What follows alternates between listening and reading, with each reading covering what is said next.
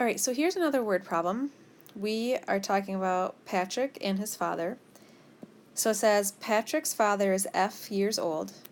Patrick's age is 3 years less than half his father's. What is the difference in their ages?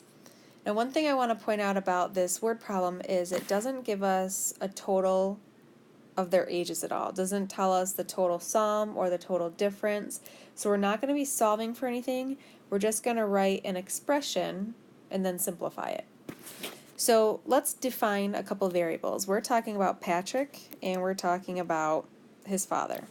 So I'm going to go ahead and say Patrick's father. Let's go ahead and use an F to represent Patrick's father. We also have, that is going to represent the father's age. F represents the father's age. And then Patrick's age, that's an S. What we know about Patrick's age is it's 3 years less than half his father's. So there's that less than. We saw that back in the intro video. That means we have to switch the order. So we're going to start with half his father's. Well, we know that his father's is F because we said that in the beginning. So how do you show half his father's? We say 1/2 F, and then less than is subtraction, and then 3. So we've got Patrick's father is F years old, and Patrick is 1/2 F minus 3. Now the question is asking us what is the difference in their ages.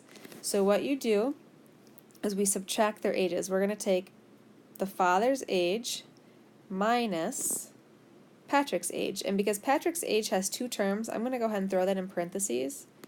1/2 F minus 3. Anyone feel like this is getting a little bit tricky now? Alright, to simplify this, do you guys see how there is a subtraction in front of parentheses? Remember, a good trick there is to go ahead and think of it as a -1, so you can distribute that through. So F minus 1/2 F, and then -1 times -3 is positive 3.